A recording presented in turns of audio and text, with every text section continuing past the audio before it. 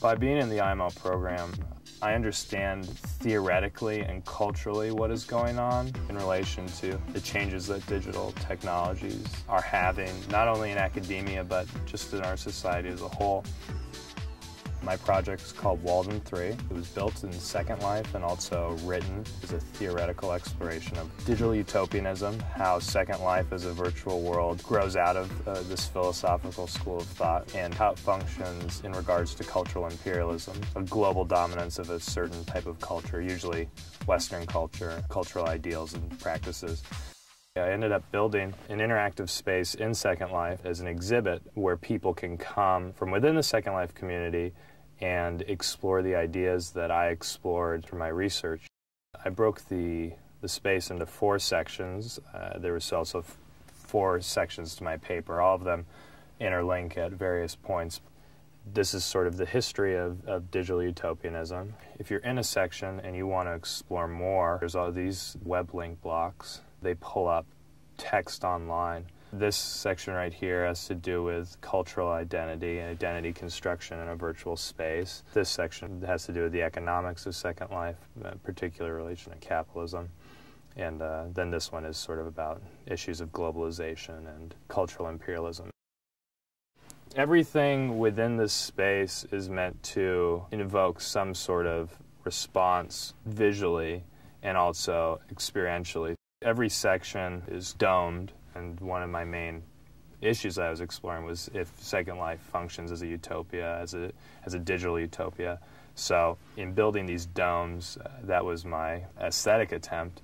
But also my project, I think, is a bit unique insofar that the form and the content don't even mirror each other, but at times they are each other, because I'm doing a project about Second Life, but the project also exists within Second Life. The whole project is meant to directly engage with the Second Life community, which is part of what my thesis is about, is that you have to engage with the community to better understand it. Without engaging the community, people can't make accurate claims about the type of things that go on in there.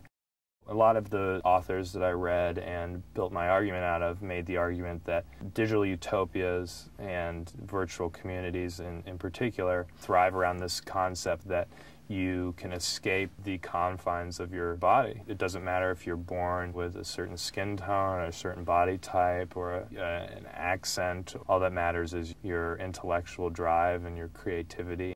This section has to do with cultural identity, and identity was one of the things that I really gravitated to the most when I was doing my research. The central idea that I harped upon was that there's a multiplicity of self that's facilitated through virtual communities. What does it mean if somebody's avatar looks like them? What does that mean?